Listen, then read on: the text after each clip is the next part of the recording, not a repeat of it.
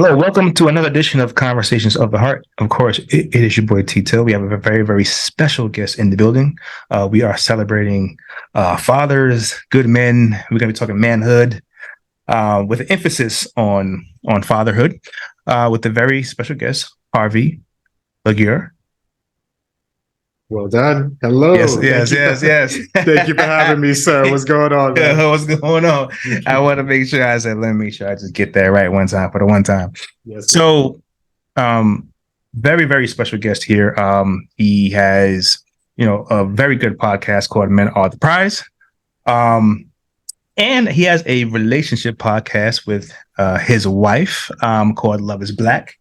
And, so we're going to get into all of those things, but he is a great father, incredible father of four. So kind of want to get in, first of all, let's start here. Kind of introduce yourself to the people.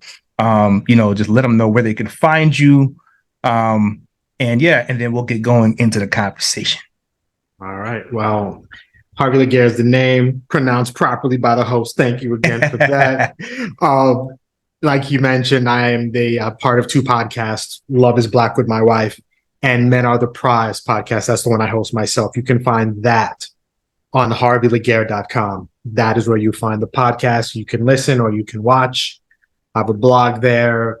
My socials are all there. So if you want to get in touch with me, start to connect with me, hit my website, and that'll lead you all to all my socials. If you want to listen to me talk with my wife about our podcast or about our life, loveisblackpodcast.com. That is our website for the podcast. And that's easy. Yeah. Perfect. So, let's dive right in. Father of four. Mm-hmm. So break that down for me. What do you have? How many girls? How many boys? So I have a 19-year-old son, a 17-year-old daughter, a 13-year-old daughter, and an 8-year-old daughter. Okay, yeah, you're down 3-1. Yeah. Mm-hmm. Okay, so 3 daughters, and 1 son. Okay, all different ages. So let's start here. When it comes to fatherhood, I want to go back when first child, and being a first time father. Do you remember what that felt like? Because I would imagine it was a bit nerve wracking. I could be wrong. I could just be speaking for me because I don't have any kids yet. So I could just be speaking for me, it being nerve wracking. But was it nerve wracking for you on your first time? Nerve wracking is probably pretty strong. I mean, for me, since my situation is a little bit different, my wife, we've been married 14 years, but when I met her, she already had kids. Mm-hmm. So to the first 2 kids were from a previous relationship. Yes. So we got together and then the relationship blossomed and then we moved in together. So there's 2 kids there, but she was pregnant with our first child. Mm. So I'm essentially a dad to begin with. Right. But once we had our first biological child, it was interesting. Her birthday is the day before mine. And I was like, I really wanted her. I was like, she can do it. Just hang on one more day. But she was ready to come out. And I just remember, and for me, it's the whole pregnancy, not just that day becoming a father. Because when Carice, when she told me she was pregnant, and I'm like, all right, we're doing this, and I'm at every appointment, I'm holding her hand, I'm doing everything, I'm dad from the beginning until I'm no longer on this earth. So I was there. When I saw Sienna be born, it was interesting. It's kind of cliche. Oh, it's the greatest moment of your life. And now you become a man and now you're all grown up and all these things. I've never been fans of those things. I understand where that comes from. Right.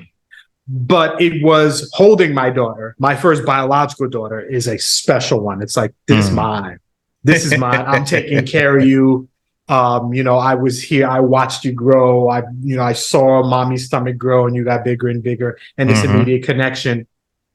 But it was special. And I knew beforehand, all right, I'm going to have somebody to take care of.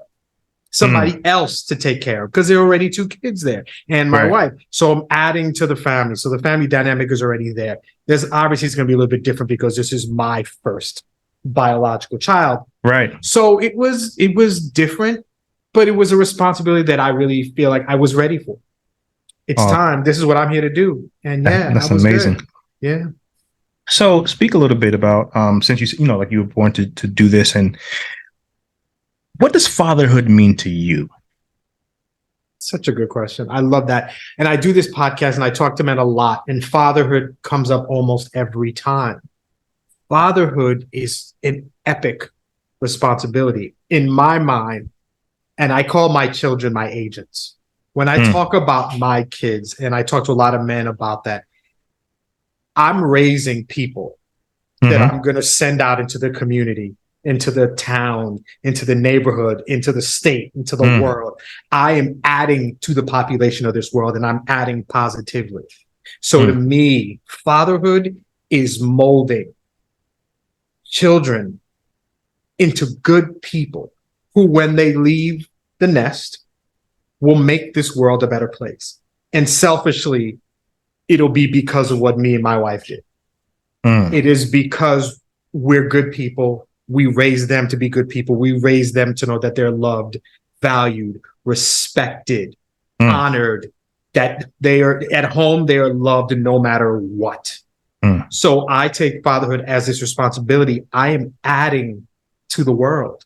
It's better because of me, because of what mm, I'm sending out. It's better because of my kids. I'm adding more respectful people to the world. I'm adding more intelligent women to the world. I'm adding more emotional men to the world. I'm adding good people to the world. It is my job to make sure and doing as much as I can, because we can only do so much. We're not perfect. mm, We're not deities. We're not God. So I can do as much. I can pour as much love and emotion and sacrifices as much as I want into these kids. I do my absolute best, and I'm preparing them to be good when they leave this house, mm.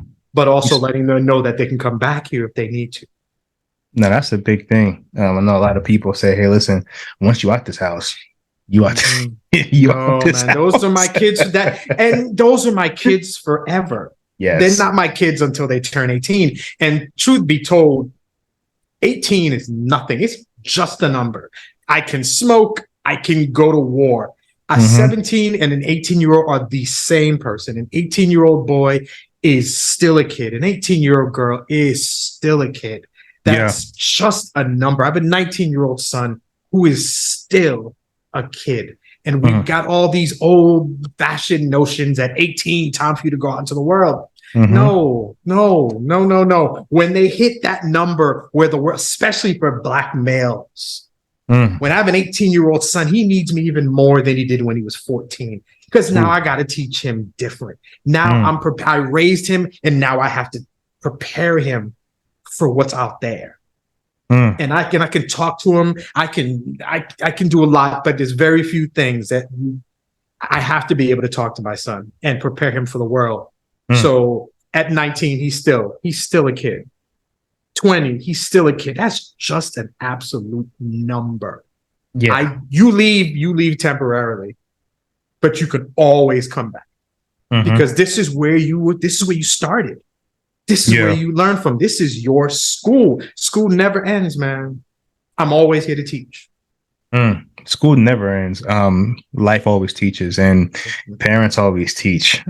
I think the good thing about parents is you could plant seeds in them, and they may not even listen at 17 or 18. Mm-hmm, mm-hmm. They know everything at 17 or 18, Oh, right? we swear we do. Oh, Everything, swear we knew. everything, right? Mm-hmm. But there were things that even, as I got older, I remembered. I remembered what my mom said. I remember what my dad said. Even at the time at 17, I knew more than them, right? Yeah. Mm-hmm. Um, Mm-hmm. when I hit like 23, 24, I remember the words. Things start to come back like that. And I'm like, oh, yeah, my mom said that. One day I'll tell her.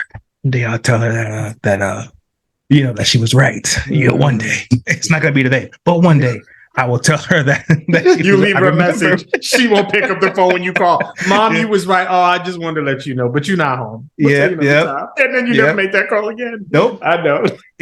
And so, but the seeds that you're planting, especially you being a Black male, for a son, um, is instrumental and it's irreplaceable. And I know the stigmas that we have on black men and fathers and what they don't do and not being present. But here's what I know. I know that there are lots of present fathers out there. I came from one.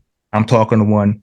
I have friends that have great fathers that are all in their lives and things like that. So, the one thing is, celebrating men like you, men like, that I was raised by. I remember growing up, it was a village of fathers, my friends' fathers. Listen, if I wasn't doing something, he called him my father. He's calling my, hey, look, this is what it is. But also on the flip side, hey, look, I'm gonna pick up Terrence, and then you know what? I'll take him there, and then you can pick him up. It was like a system, right, of just black fathers being active in the community of friends, right? And so I know for sure that there are a lot of amazing black fathers, and I love what you're doing. And you said one thing about raising emotionally intelligent men, boys into men. We don't hear that a lot, again, old school rhetoric, of not being emotionally intelligent, not being vulnerable, not being expressive, not communicating your feelings and thoughts and things like that. Why is that so important to you? It's important for me because I didn't grow up as emotionally available, as emotionally mature. I was stunted. Me growing up, it was a struggle from essentially from the age of 10 on. I lived with my dad and such, but I really feel like I raised myself. I didn't have an outlet. I didn't have somebody to talk to. I didn't get that talk about sex. I didn't get all these things that you're supposed to. So I grew up, and when I stepped out into the world, I wasn't ready. I went to college, I wasn't ready. When it came to sex, I wasn't ready. When it came to relationships with women, I wasn't ready. I did them, and I learned, playing with fire. That's what happened. on the job training. On the job training. Yeah. And a lot of us have the same problem. A lot of us go into these situations, these relationships, untrained and unable to handle when a bad thing happens, when a relationship goes south. And maybe our heart was broken and we don't know how to handle that. Or if we have to be the one to break the heart and we don't know how to do it respectfully. We don't know how to handle disappointment. We don't know how to handle loss. We don't know how to handle grief. These are things, since we don't know how to handle them, we just deal with them in other ways. And that's where toxic comes in. Toxic is this great word you like to throw at men, and we're not toxic. We are ill prepared for what is happening to us.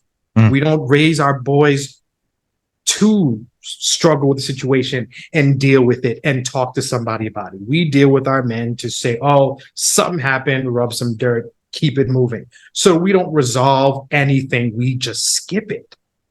We're not prepared. It is incredibly important that my 19-year-old son learn self-control, because he's going to come up on some cops, or some cops are going to pull up on him. And it's easy to get angry in a situation where you're right. Where this is not supposed to be happening to you. But men who think like that, who look like us, never get back home to tell somebody they were right. It's important that my son is confident in the man that he is, so that in whatever relationship he's going to go in, he's going to go with somebody who is worthy of him, that recognizes that he is the prize. And it's not just going to be because I find her attractive physically, because that comes and goes. As a man, my son recognizes that as much as we tell women, you have standards, you are valuable, so does he. What are you bringing to me? I deserve somebody who loves me for me, who's not trying to change me, who's going to listen to me, who's going to hear what I have to say, and be man enough to understand when this is just not going to work and bounce. My son will know his value, whether it's in any sexual relationship or friend, whatever kind of relationship. Yeah. All of that comes from here. He's emotionally mature. And being emotionally mature doesn't mean I don't get sad. I don't get depressed. I don't have all these things. It means I know how to handle it. when it comes. And Mm. that's the most important thing when it comes to raising. And I say that for my sons because we almost always raise our girls to be emotionally mature, but we don't do that for our boys. So it's so important that my son knows that he can cry to mom, to dad about whatever else is happening. You are not less of a man. You are that much more of a man for recognizing an issue that you have and getting help, whether it's from daddy, mom, or somebody else. Right. So I raise emotionally available, mature, confident kids who know what they are and know when they need help. And that's important because a lot of, the only acceptable emotion for men normally is anger. Yep. But when you can actually articulate your emotions in a healthy way and expressing them in a healthy way, and be a healthy communicator, you're actually assisting, right? You're like, when you raise boys like that, you're actually assisting in really healing homes, because so much of it is, like, he doesn't communicate, he doesn't know how to express love, he doesn't know this, he doesn't know that, blah, blah, blah, right? But that was because he was never given the permission to. Didn't even know what it was. Everything is suppress it, be quiet, man up, right? Even as an adult, the wife is always right. Be quiet, just agree, and everything is just to suppress, right? And then we wonder why suicide rates are double, right? Women, right? We wonder why, heart attacks, high blood pressure. These are things that happen a lot because there's so much stored in here, and people don't understand that can turn into physical ailments.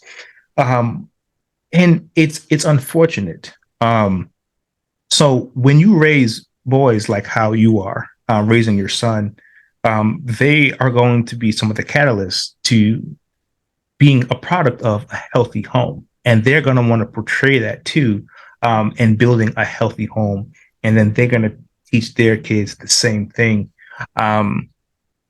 because it's all about our community and healing and getting better.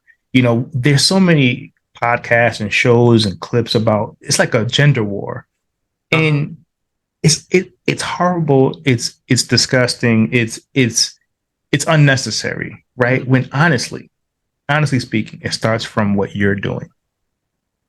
We could talk all about, women this and men this, and we hate each other, blah, blah, blah. And we all need each other.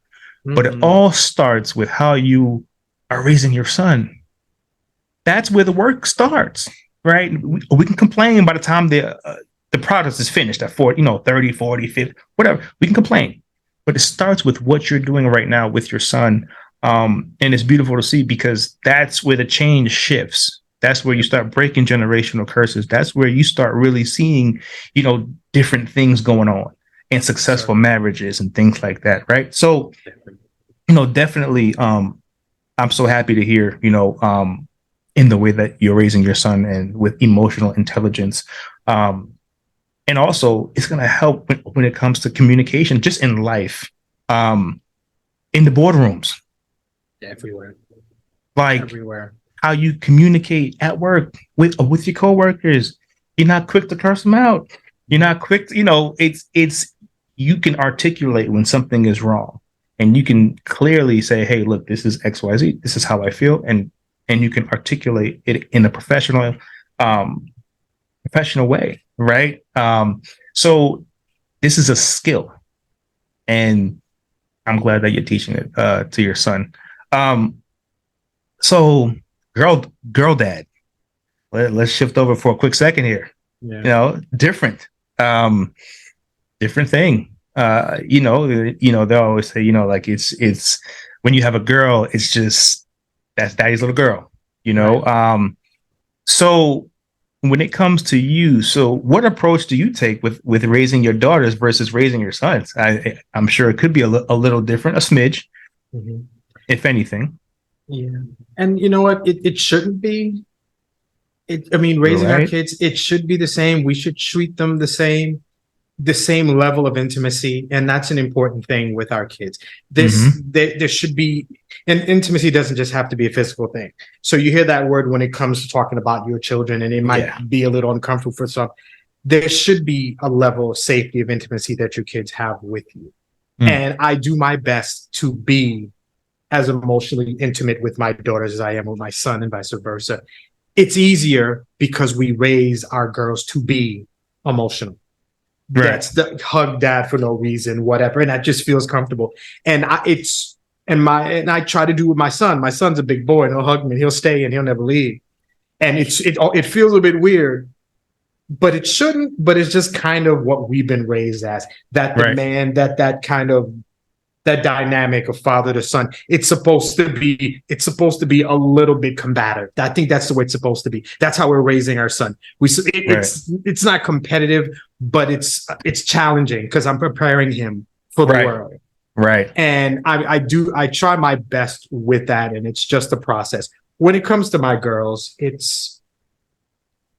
I raise them to be good people. The same thing I do with my son, but a lot of with my girls, I really feel like it's the kind of person I am, because I think I'm preparing them to step out into the world. Women have it so much harder than us in a lot of aspects, in the workforce, in their safety, in everything that they're dealing with. I'm trying to raise intelligent, confident women, Black women who are going to step out into the world and do what Black women do, which is backbone, whatever business, whatever family, whatever place they're in.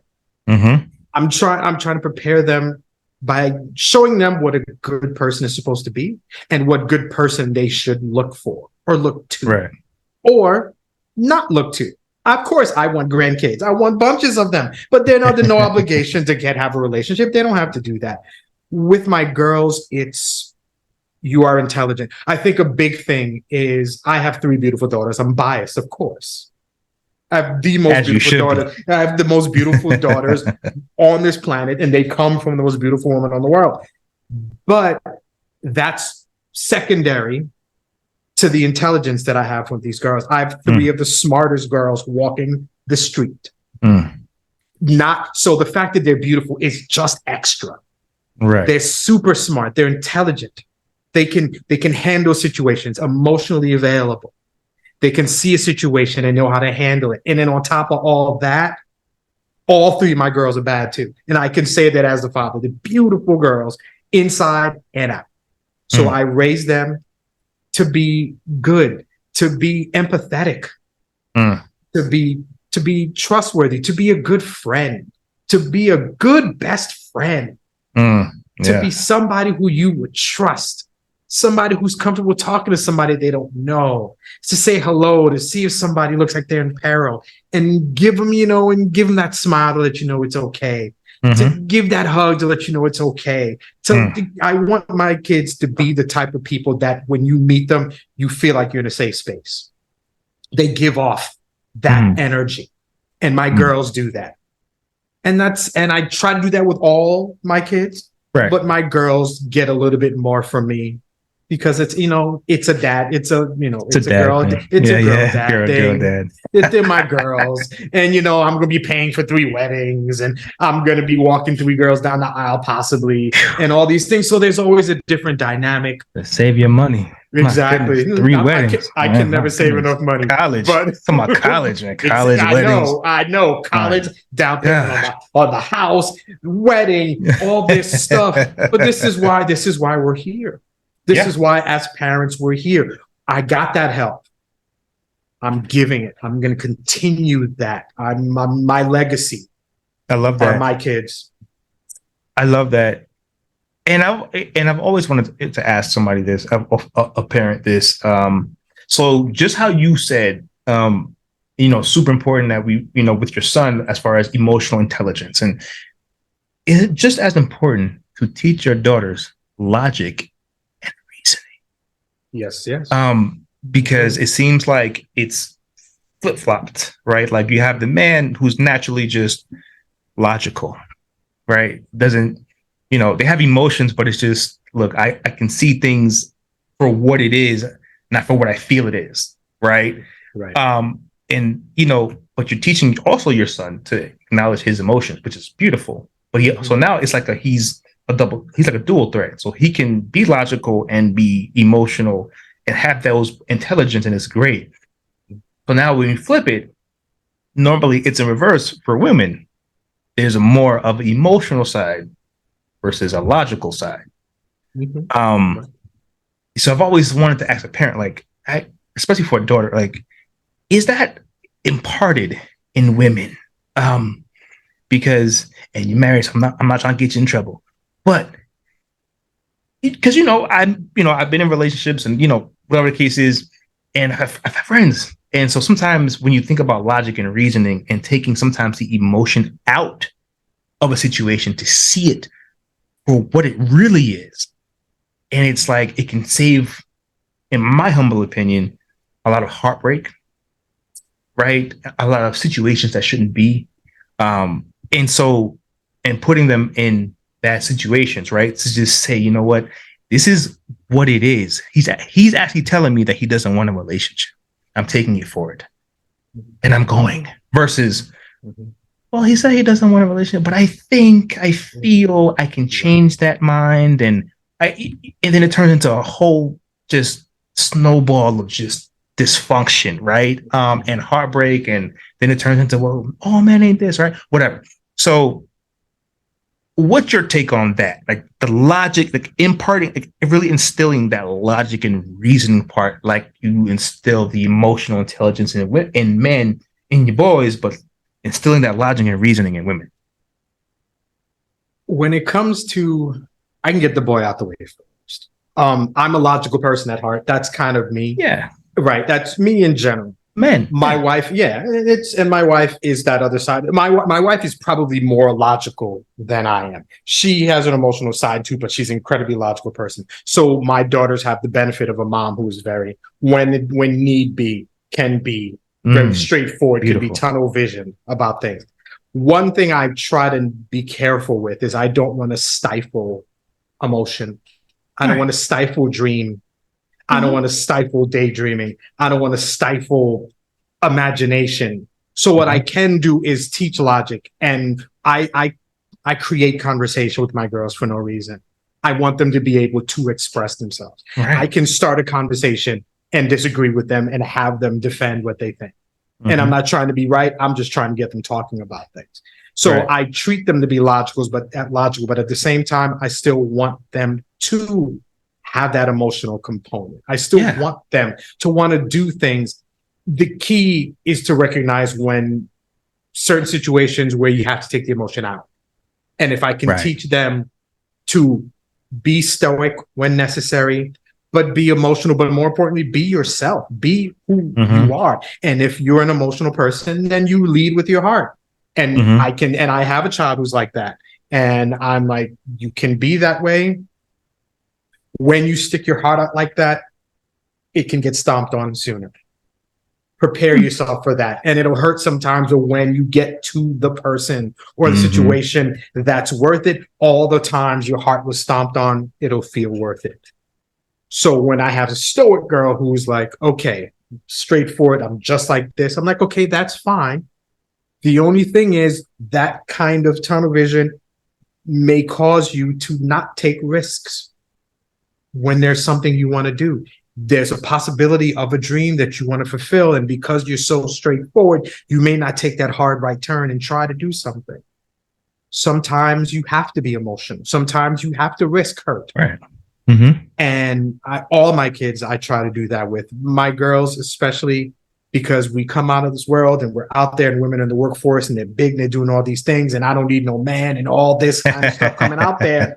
And I want them to know that you can be a strong, independent woman, but we all need somebody. Yes. And that's when that's when emotion comes out. And that's when you have to risk it. And we have to risk our hearts and our minds and hope for the best. And sometimes we lose. But that loss is always a lesson so that when you win, you appreciate it even more. Yep. And sometimes we're afraid of losing. Which I don't even say it's really losing. I just say it's just a lesson. I mean, that's just afraid of winning too. We're afraid to win that's too. A big fact too. That's What a do I big fact. do? What That's a do I do bar. Yeah. now? I got what I want. Now what? Hmm. Yeah. Mhm. Hmm. Mhm.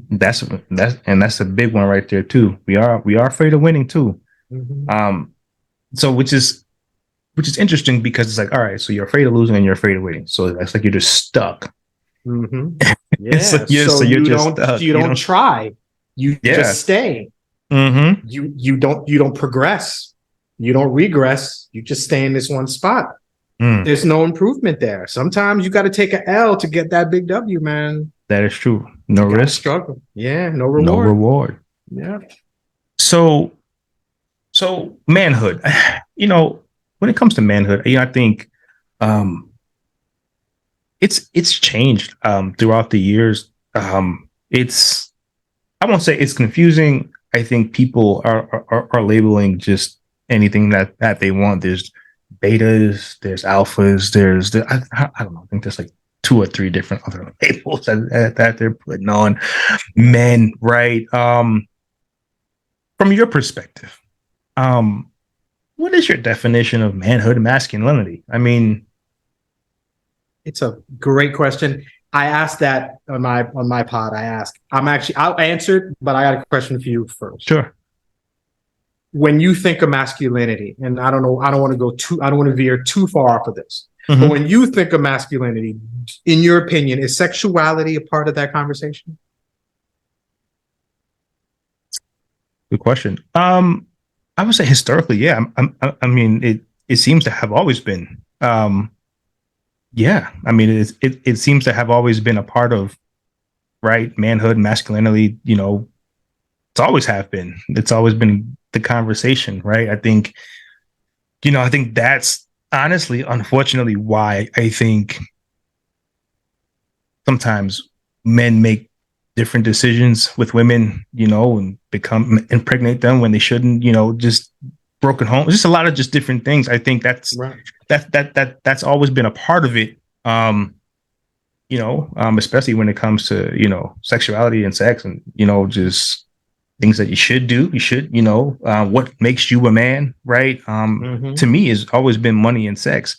I don't believe that to be true, but in a societal way, I feel like that is exactly what it's been. How much money you could provide, Right. how many women you can sleep with. That's it. And that will be your worth as a man, Yep. unfortunately. Mm-hmm. I've never been a fan of a lot of my manhood depends on who I love. Who what masculinity shouldn't have anything to do with I don't think it should have much to do with how I deal with the opposite sex and Mm, sexual relationship or even with the same sex. To me, masculinity should be a fluid conversation. Manhood or masculinity, I honestly think is a different definition for every single man walking around. Every single man should have a different idea what masculinity means because it's something, in my opinion, that's personal to you. mm, Masculinity to me is me taking care of my kids in this house and making sure they're safe. 40 or 50 years ago, that wouldn't be masculine. It would be feminine because my wife is working and making the money and I'm at mm-hmm, home. I am as much of a man as anybody else because I'm mm-hmm, taking care of my kids. So my masculinity is not defined by the check I bring home or how big the mm-hmm, car is or what I paid for. My masculinity is I'm a damn good person. I raise wonderful children. I mm, take good care of this wife of mine. I take care of the family. I don't do it monetarily. I do it emotionally, psychologically. I do it in a multitude of ways that when you add that up, it's worth a lot more than whatever check I could bring to the house. So to me, masculinity is how I carry myself. And I mm. carry myself as a parent, as a Right. husband, as a provider of many things that isn't just dollar bills or Mm, change. How I carry myself and the kind of man I am is for me, I take it as taking care of the people around me and loving them and making sure they're safe. But for me, it's also understanding that I'm a work in progress and that I have to make sure it's for me, it's a reflex to make sure my kids and my wife are okay. And Mm-hmm. occasionally I have to remind myself that I have to take care of me too. Mm. So being masculine means providing for everyone, Mm. including yourself. Mm. I like that, especially when you add it yourself, because a lot of us don't do that. Not at all. Mm-hmm. So when it comes to, so I guess, going into, I guess, gender roles and things like that, right? I know you mentioned, that you're a stay-at-home dad, and that's something that it wasn't always like that, though. So for clarity, that, like, you worked before, Right. and I guess it just so happened that life took a Yeah. turn, Yeah. and your family made the best decision, right, for the family, because you want to raise your kids. You don't want, babysitters or daycare to raise your kids, right? Yeah. That was a big part of the decision, right? Right. Correct. Yes. Because you were bringing home money, and as well, you were working, and as is your wife, right? And I guess it just hit a point to where that, hey, I want to raise my kids, Right. right? Sometimes life does that. Sometimes, I mean, we were two parents working, but nobody's really taking care of the kids. And when the situation comes about where I no longer have a place to work, Mm. now I can be home. Now I can be present, and I can be there for them in the morning to get my kids to school, to the bus stop, to the doctor when they're not feeling well, to make sure they've got lunch, to make sure they're going to whatever sporting event, to hang out with their friends, to do whatever. When Right. that comes about, and I jumped on that, and I wasn't sure I would love it as much as I did, Right. but it's what I meant. What I meant to do is to be the parent and be there. And we talk about gender roles. It's still something that concerns the people. I'm Haitian, like I feel like I mentioned that to you. We're Caribbean. I'm not supposed to be doing this. I'm supposed to be out working, come home to dinner and blah blah blah, whatever. Yeah. That's not what's supposed to be at all. But to me, what I'm supposed to be is a parent to my children, whether I am providing them financially or providing in the ways that I do. So I'm doing exactly what I'm supposed to be doing. And I'm no less of a man for doing it. I am more of a man because I'm here doing it while supporting them, while supporting my wife who's out there doing the man type stuff. I'm a man who recognizes that I don't have to do that stuff. I can do this stuff at home, and I can build this house and take care of this house and maintain this home and take care of these kids and be there to give them a hug, to put a Band-Aid on a scraped knee, to give them a hug when somebody hurts their feelings, to help them with the homework, to give them some help when they're not doing what they're supposed to. Right. I'm here for all of these things, and that is as masculine as it can be. And we're past the point of just a man is work, come home, whatever, and wife is stay home and watch the kids type of thing. We are doing what's best for ourselves and for our family. And I'm completely content with that. Right. And I always say people have to do what's best for them and their family. Because when you try to keep up with society or try to keep up with certain things, it's you're not doing what's best for you.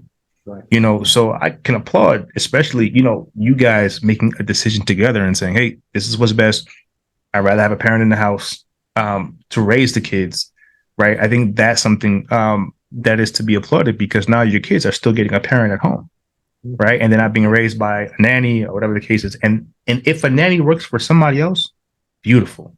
Right. But as for you and your house, you wanted to be there and having a parent there works for you. And so I think that's awesome. And that doesn't affect, and you don't let that affect your manhood. And I can't tell you how many guys it would affect their manhood because of probably what people would say about them, right? How people would look at them, how people, like all of those things. You know how it goes. As you said, you're Caribbean, especially in Black culture, period. Just what that can do, right? So, and a lot of times it's ego, right? Like we have to be in this dominant position, right? Quote unquote dominant position, leaders of the home. And leadership for most men, like I just said before, money. Right. That's what makes me the leader. Being a provider means financial, right? That's what that means. But you actually are doing more, right? Because here's the thing. A woman will say, taking care of a house and kids, it's a full-time job. Mm-hmm. And if you actually broke it down and you paid a woman for all of that, it would be hundreds of thousands of dollars, right? Right. Mm-hmm. So it's the same energy. It's the same thing when Yep. you do it. That's right. That's right. All of them. Yes, You know what sir. I'm saying? Listen, Yes, I've sir. been around kids. I've been around and they're beautiful. So what I'm about to say, please, they're beautiful. Mm-hmm. But one sometimes is enough. Two is more than enough. Mm. When you Three is got a four, lot. Yeah, when you four got is a gang, four, brother. Four is a that's a different problem. thing. Yeah, listen, recognition of the challenge of raising children is important. I love my kids. I love what I do, but I know what I'm doing. And I understand what I'm in for. I understand that my kids will bother me, will annoy me, will test me in every way. Part of being a good parent is recognizing our limits. And sometimes these kids, and when you have several of them in the same mood and just being kids, and that's the thing, we have to recognize we're dealing with children. It's hard to not take some of the stuff they do personally. You really, and I never mentioned this to you, but I'll tell you, when it comes, I learned a lesson really early with Sienna, my first biological child. I watched her come into the world. I was the first person to hold her, cut the umbilical cord, love this baby. Oh my goodness. This child hated me for the first 6 months of her life. I couldn't feed her. I couldn't change her. I couldn't do anything. She was attached to her mother. For me, there's two kids that I've been, working on raising already. The first child that I saw from inception to birth, from everything, and this child could not stand me at all. That I took personally, but it wasn't personal. That baby didn't have the mindset like, I hate this dude, Harvey, why you keep hanging out? And that's not what it was. That child was attached to mom. She got breastfed. That's the person she knew. She knew the smell. She knew the skin. That's it. But how hard that was. Yeah. I can imagine. Like, that child just didn't want to deal with me. And it hurt my feelings. And just because I know it's a baby and I can't be mad at the baby, but I was still mad at the baby and I was mad at the situation. I'm like, this is like my first chance to do this. And she had nothing to do with me. So we have to recognize that kids, by their very nature, are going to do things personally to you that are not personal. Yeah. And I think, and sometimes, I've been known to, I think with women sometimes, they're like, Terrence, you don't like kids. I'm like, no, I love kids. I'm just honest about it. I'm honest about, I'm past the cute. Like, I look past the cute. Like, I think that's the thing. I look past the cute and look at the reality. It's beautiful. They're cute, they're cuddly, they make beautiful noises, they talk. Oh my God, the first talk, the first words and the walking. It's like, oh my God, everything is picture. Okay, it's cute. Of course. That's the beautiful part. They love on you, they hug you. It's like, oh, it's all worth it. Oh, I know that. See, but this isn't Disney. Right. I'm honest. There's another side to it. So understand what your it's always to me, understand what your capacity is. Honest, like sometimes people go into things wanting something, not knowing if they have the capacity to handle. Right? I want $1 million. Can you handle $1 million? Or you're gonna end up blowing it somewhere. You're gonna kill yourself with this $1 million, right? Like, so I'm very honest about children. They're beautiful, but life changes when you have kids. This is a fact. This is, and so when you tell me you have 4 kids and you're raising them in the way that you are, it's beautiful to me because you also just said you have the reality. And that to me is super important because it goes past cute. The cuteness, the cuteness phase. That goes fast. Let me tell you. No, I mean, them baby, they're cute for a year or two, but after you've seen enough diapers and cleaned up enough messes Mm-hmm. and just gone through much, I mean, my children are still, they're cute in Of that course. sense, Yeah. but they're not as cute as they were when they were younger. Because now the stuff that they do with the knowledge of the circumstances. Yes. Like, you know, a baby not wanting me to feed her is just a baby not wanting to be fed by me. Right. A 13-year-old who doesn't eat the food that I made because from whatever reason, that's some different type of stuff. Yeah. That's different. Exactly. Yes.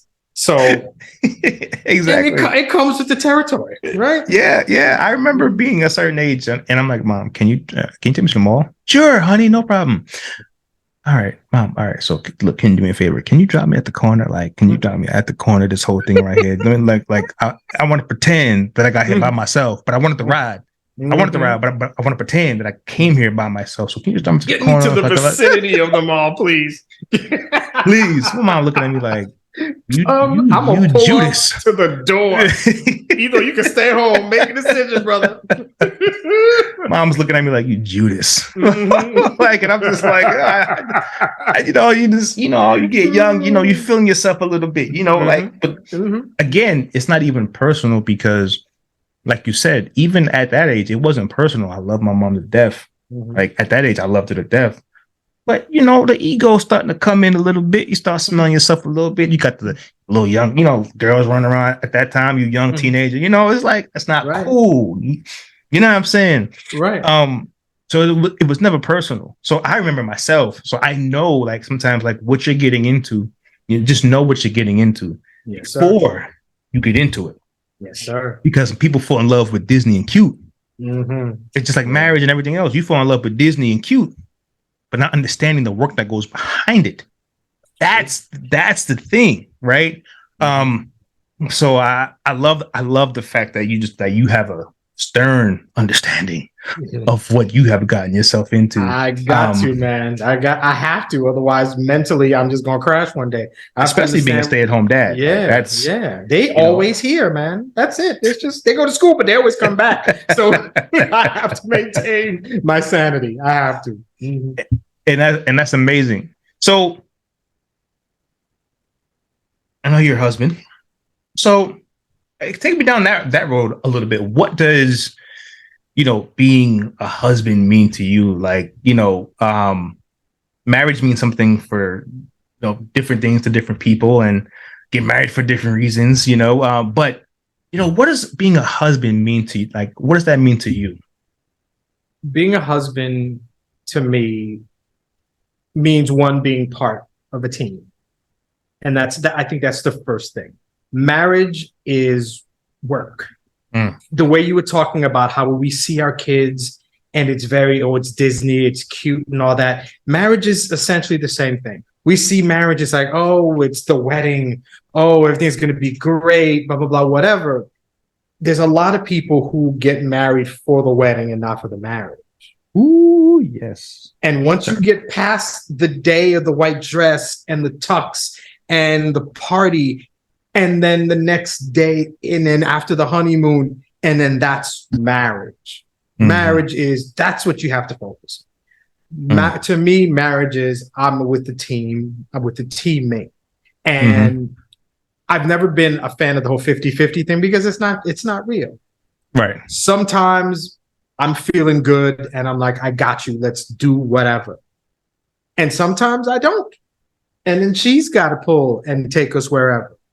Marriage is knowing her as well, if not better than she knows herself. Marriage is knowing myself as well as I can, but knowing she knows me too. Is understanding, sometimes talk, sometimes shut up, sometimes listen. Marriage is knowing that person and knowing what they need or doing the best you can to meet their needs. Right. Marriage is respect. Marriage is support. My wife is the one who works. She works, but we have our own business.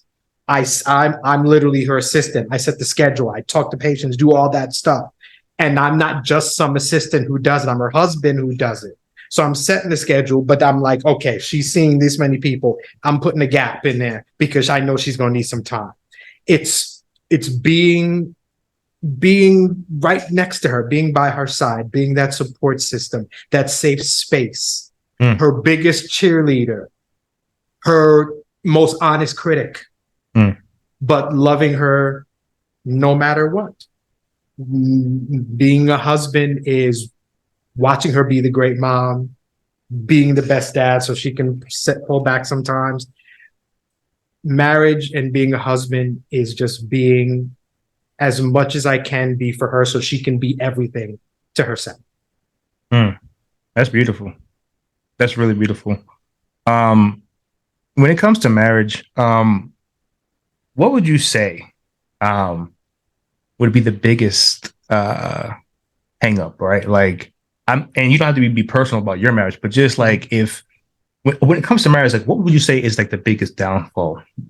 Like, would you say that some couples have in marriage? It's when you talk about marriage, and obviously I do this podcast and I talk to my wife about relationships, and the easy word is communication.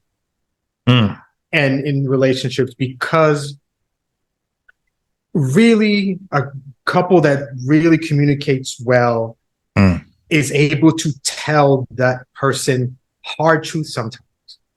Stuff that they don't want to hear, but maybe they need to. If I can tell you something and I know to a degree it's going to hurt you, but it's coming from a place of love, not a vindictive place, that's communication is huge. But for me, if I had to pick, I think, and to a degree, they're kind of one and the same. But for me, vulnerability is really the big one.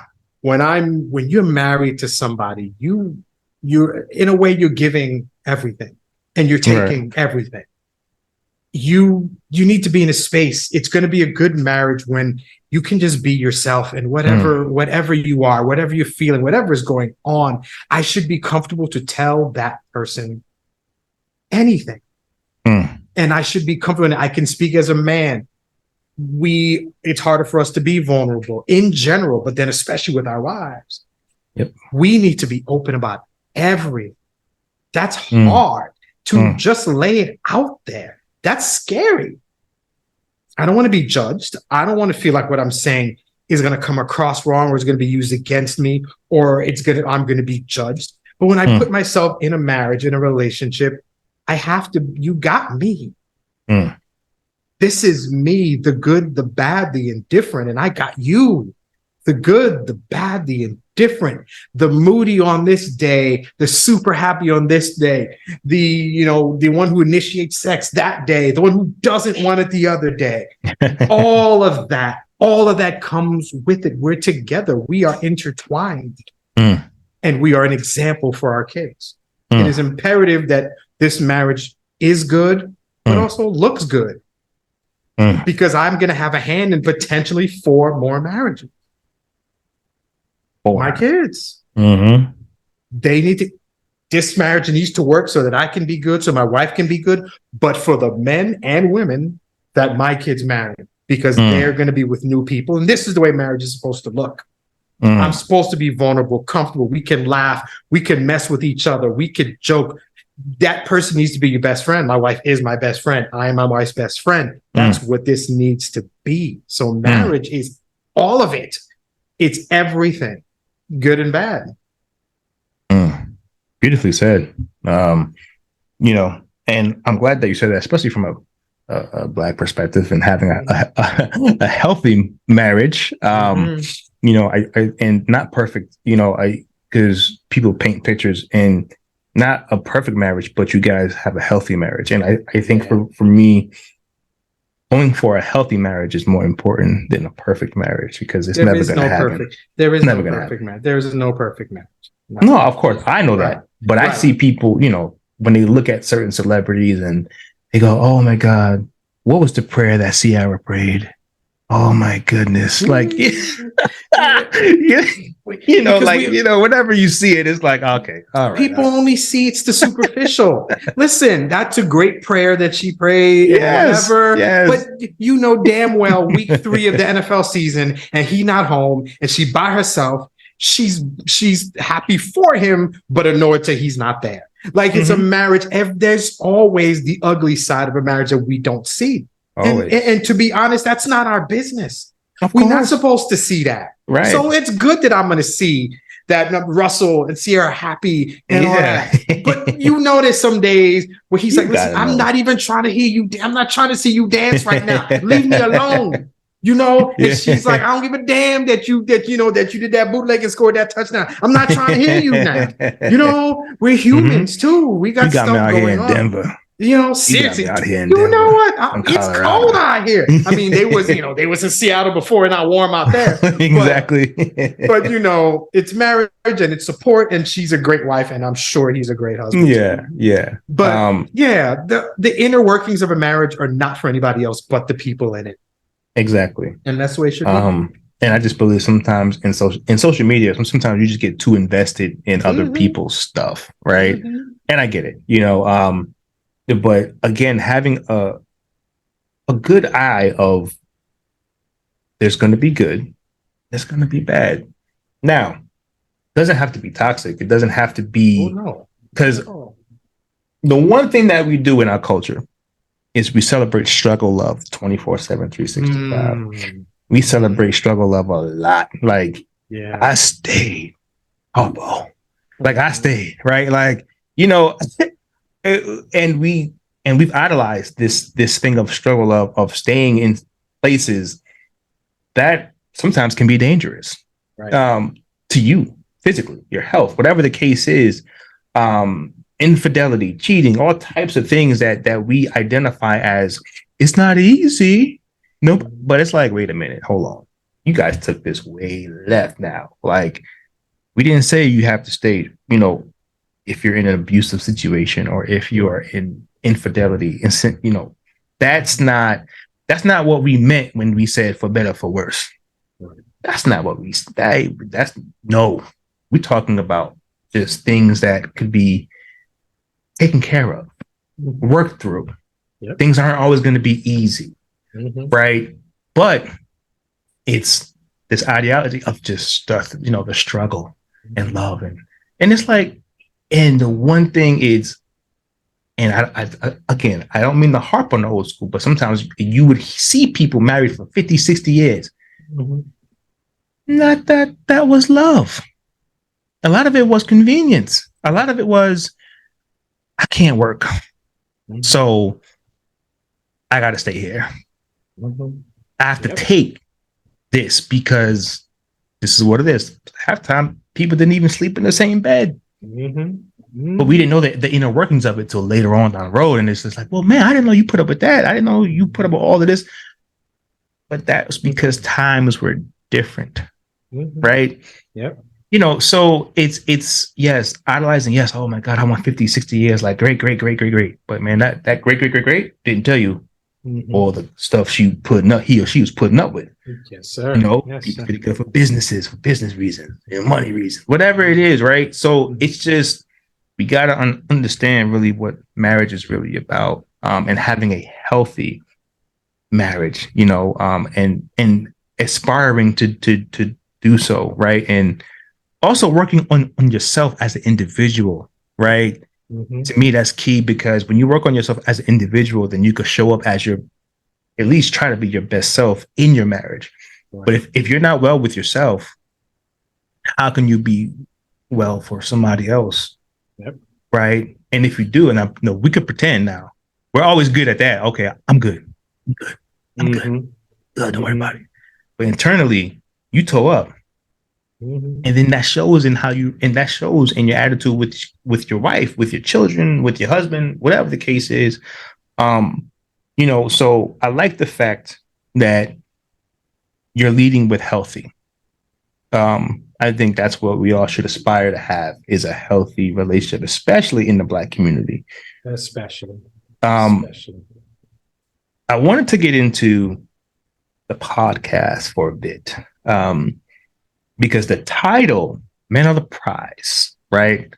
Now, if people just look at that, well, I'll say if women just look at that as face value, what you mean by that? Like, no, we're the prize. And you know, that's the argument. I know you did that by design. I know you're a smart fella. I know you did that by design. So, you know, it's going to spark a lot of different things, right? Oh, and And here's what I've heard, because men have said this for a while. Oh, men are the prize too. Oh, you men want to be women so bad. Women are the prize. And I'm like, oh, here we go. Right. So break it down for me. The whole men are the prize. Like, what does that mean? Because I know it means something. Right. But what does that mean?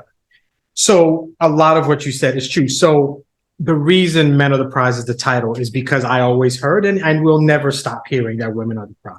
So, and it's because we've been bred to chase. That's what we men are supposed to do. We're out there to go get. We're hunters to a degree.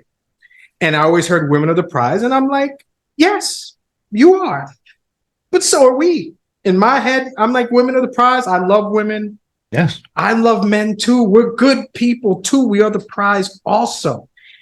I wanted, and I mean, I've been able to kind of verbalize what I think prize really meant, but I've really gotten to the point where I want men to put ourselves on the top of our own list. So when I say I'm the prize, I mean that I am valuable enough that I need to be taken care of. I need to take care of me. I need to take care of me emotionally, physically, mentally. I need to take care of me because I'm the prize. So what this show is, what this podcast is a space for men to do something we typically don't do, and that is talk about ourselves. We are the subject of our own. Every podcast I bring you on, and you are the subject. And I will talk about the extracurricular, your wife, your kids, your job. But I'm always coming back to you when we're talking about it because you're the prize. What prize represents is 4 of those letters represent characteristics that I think make a good man. So when I get a man on the show, we talk. One thing that I do, I started doing is that I get a man on and we do podcasts, you podcast like I am, and 9 times out of 10, there's a bio. I read that man's bio. I'm in a good bio. You tell me everything that you did. I went to school. I got these letters after my name. I got this award. I got this job, blah, blah, blah, whatever. And my first question is, what's it like hearing all the stuff that you've done? When's the last time somebody handed you your flowers, brother? I just read off your resume. What is that like to hear just how amazing you are? When's the last time somebody praised you just because? We don't get that. No. Women are praised constantly because of their looks, because they're independent, because of all this. Men, we're supposed to provide. We don't get praised for doing that. It's an expectation for us. So that's the first thing I do. Brother, I read this. You're the president of this company. Or you've got this show. You've done this movie, blah, blah, blah, whatever. Do you understand what you've done? Do you hear it? So that's the first thing. So after I get past giving that man his flowers, then I go through those letters. P is purpose. What is your purpose, brother? What are you here for? Why? How did you figure that out? Are you where you want to be with this purpose? So we talk about that. When I get into that question of purpose, typically it leads to childhood because a lot of us discover our purpose by how we were raised. A lot of men have discovered their purpose inadvertently by their experience growing up. I've talked to men who were in abusive households, who were foster kids. They're social workers. They're attorneys. They are therapists. They are the thing they needed growing up. They become that person that they needed in their corner when they were growing up. And a lot of our purpose comes from becoming the thing we needed. So that's how we usually get into an open conversation about what was it like growing up, young man? What was it like growing? We get past that. R is resilience. Resiliency. What has happened to you to make you the man that you are? How did that loss, that death, that job you didn't get, that broken heart, how did these things mold you and make you the man that you are today? A lot of people would take an L and may never come back from it. You didn't do that. You took this L and you're stronger for it. How did that work for you? How long did it take? I do that because other men need to hear that. Men need to hear that a man went through a struggle and came out better the other side. Men need to hear a man just talking about anything so that you understand it's okay. I skipped the I. Z is Zia. Z, it's my favorite word. It's what do you love? It can be work. I don't want it to be, but that's really up to you. What do you do for you? What is your thing? Not what you do with the kids, with your wife. What is something you do for you? Life is kicking you in the butt. Work is hard. I didn't get the promotion. My marriage is a little shaky. The kids don't respect me. Whatever. What do you do for you when life is pushing you down? What do you do for you? Is it yoga? Do you ball? Do you golf? Do you meditate? What do you do for you? Zeal. What is your thing? And then finally, E is expectation. 5 years from now, where are you going to be? You going to be the same man you were today? Are you going to get the job? You going to write that book you've been talking about? You going to start that business you've been talking about? Are you going to take your wife or your girl on that trip you said you've been wanting to do? Are you going to start going to football practice with your son like you said you've been doing? Are you going to be that man? What do you expect from yourself? Because we should never be content with where we are. Especially as men, we should always be looking for more, to be better, to do more. Because when I'm better, my wife is better. My kids are better. My street, my neighborhood, my city, my state, my country, my world, we are better. When men are good, you can't stop a motivated and a good mentally set man. That's the point of this. When I get through this, what are you? How did you get there? How did you deal with the crap that happened? What do you love? And what are you going to be in 5 years? If we can get through all of that, talk about that.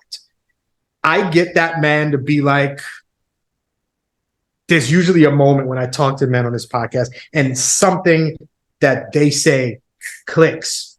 When you get a motivated man, back up because it's done. He's going to go do what he needs to do. A motivated man is not to be messed with.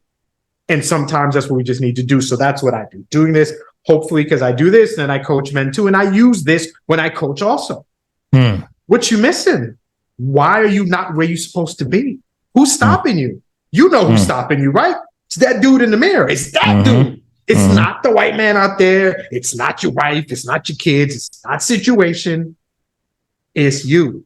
Why are you letting that happen? Why are you your own worst enemy? So the podcast is a space for men to be open, to be emotional, and to acknowledge that we can be our greatest enemy, but we can be our motivating force. I just got to get at you, and that's what it is. So prize on its face represents, women are supposed to be the prize, but it's more to build confidence in that. Deeper than that. You are so much more, and you don't even know it yet. And the day you know, you don't even need me anymore. It's going to be dangerous. The day the man knows he is dangerous, he is bound for greatness, and he's the best husband, the best father, the best friend, the best everything. And that's the kind of man we need. Powerful. And I absolutely love it. So when it comes to this podcast, when does it air? Well, it runs I drop it every Saturday. That's it. If we're on a weekend, we are in season 2, but we're coming to the end. I end my seasons on Father's Day. That's why I like to do it. So I love that we're able to talk about this and do this. This is the ending of season 2. I'm going to have 2 episodes that Saturday, and then obviously Father's Day is a Sunday. So we're coming up to the end. As of this recording, there's 3 more episodes left. And every Saturday, a different guest, a different man. 99% of the time, it's a man. I've had a few women in there just to give a different perspective on things. But if, once this season is over, I will have dropped about 75 episodes. I've talked to so many people, and it's just a lot of talking. I love these conversations. But we're coming up. So this coming Father's Day, I think that's the 18th. Is the 18th, I think, is the last episode of season 2. I'm going to take a nice break after that. But it's every Saturday. But if you want to you're just getting a hold of me right now for the first time, HarveyLaguerre.com, and watch or listen to all the other stuff. The first episode of this podcast is I put myself through that prize question. I am Harvey is the first person. So I'm like, if I'm going to ask men to do this, I got to do it too. Absolutely. And that's what it is. So this podcast is labor of love, and I'm here to get men to the place that they want to be at, to be the kind of men that they want to be, the kind of men that they are proud to show to the world. And that's needed. Yes, and that's sir. needed. Love is black. Love is black. Yes. And that's the beginning of this podcast journey for me. We did that first. COVID, I'm at home. We can't go anywhere. Me and my wife, we've had great conversations. Let's do a podcast. And then all of a sudden we couldn't go anywhere. We're like, well, we really might as well do this podcast. Yep. And we started talking. Love is Black is a relationship podcast within the culture. It's black love. If I turn on the TV and it's a black relationship, God forbid it's some Tyler Perry thing, and I'm a dark-skinned black man and I cheated on my beautiful light-skinned black woman, or I'm abusive, or I don't like women, or I speak badly of them, and I'm a deadbeat dad or a drug dealer, or all these things. Black love is rarely shown in a positive light. And that's what we wanted to do. So that first season is just me and her talking about our relationship, how we met, arguments that we've had, difference of opinion that we have about stuff. We get into it. Like, you in the marriage with us. Season 2, we want black love. So we got black couples on. How did you meet? How did you stick it out? Why did you know? How did you know that was the person? All this stuff. And in the end, it's a representation of good black love. Black love, that's what this is. Black love is not negative. Black love is not the craziness that you see in commercials or in songs or in movies or in TV shows. Black love is love like anybody else. Season 3, we kept going with that, but we sprinkled in different subjects, stuff like that. Season 4 ended a little while ago because we've been taking a hiatus. And that was the same, just different couples and just talking about stuff. We communicate. We talk, we have a vibe, we have a good connection. And it's like 30, 35 minutes, 40 minutes of just us talking about whatever hits us. Now, are they all married couples or just relationship? We caught people, we had the benefit of married couples who were together for a long time. We got people who were just getting together, working their way up to marriage. We've had every kind of just people who are partners and married people. And we wanted to give you every part of a relationship. The good, we want to hear the good. We want to hear the bad. How did you propose? What was it like? It's so interesting. We talked about marriage earlier. That wedding is a beautiful thing. That first year after marriage, that's hard. That's a whole change. I was living by myself. I was all good. Now I'm with this guy. I can't just get up and go. And, she just can't get up and go. And, these girls, now I don't know if I'm feeling this. And I don't know, do we watch these same shows? And I don't really like the way you make this food and blah, blah, blah, whatever. All these things. And it's important that we show every part of it, but with respect, of course, and with love. And that's why it works. I love that. And are you starting a new season? We are starting a new season. What we're going to do is something entirely different. We talked about our love. We've spoken to other people about their love. We've kind of examined what the word love means. For season 5, we're writing our own love story. Season 5, we're not going to have any guests. Season 5, we are going to write a love story. Each of us will represent a character, and we're going to write the book. So every week is this couple, and we're going to show their love story. And that's what we decided. So we've been writing it. Once we've got a few chapters in, then we're going to start dropping episodes. And then probably at the end of the season, we will just release it and publish it as a book. We've talked about black love, and now let's write a fictional one with all the crap that happens, all the good, the bad, but the love is always apparent in it. And that's what we're going to do for season 5. Beautiful. And that's coming soon. Yeah. Congratulations ahead of time. Thank you. Definitely would love to, putting it out there. Definitely would love to interview you and your lovely wife when you guys when you guys get ready to do it and launch. And just have that discussion with you guys, and maybe get a little bit into your story, together. No problem. As a unit, we don't have a problem talking. That's what we do. So that's not. Listen, when we get close to releasing, when we start putting these episodes out, we'll be happy to have to get on there with you, and certainly we'll love to talk about it. Our story is an interesting one, and it's filled with our ups and downs and life and love and all that. I love talking about it. So we'll be good. Perfect. Well, listen, definitely want to thank you, Harvey, for one, raising some incredible kids, and taking the stance on, family that you have. I'm so glad that we got a chance to really go into detail about your family, the stories, your perspective on family, Black men, raising Black boys, and raising beautiful girls. So thank you for your perspective and really being a leader in this space when it comes to parenthood, fatherhood, manhood. I just want to take the opportunity to honor that because Father's Day is coming up. I know what a good father is. I was raised by one, and I know the impact of presence there. You know, So um, Presence is important for Black fathers, and you are one of many, but who are present. And we honor fathers like you. You know, and we need a lot more like you. But you're raising them. But you're raising a special young man to become that. And whatever his journey is, I'm sure everybody that he touches is going to be impacted and blessed by that because of the way you have raised him, and that's important. And of course, um, Black men will benefit from you raising beautiful girls, right? yes. Whoever ends up with them at some point in life will be better men because of the way that you raised your beautiful girls, right? So definitely just want to honor that and happy Father's Day ahead of time.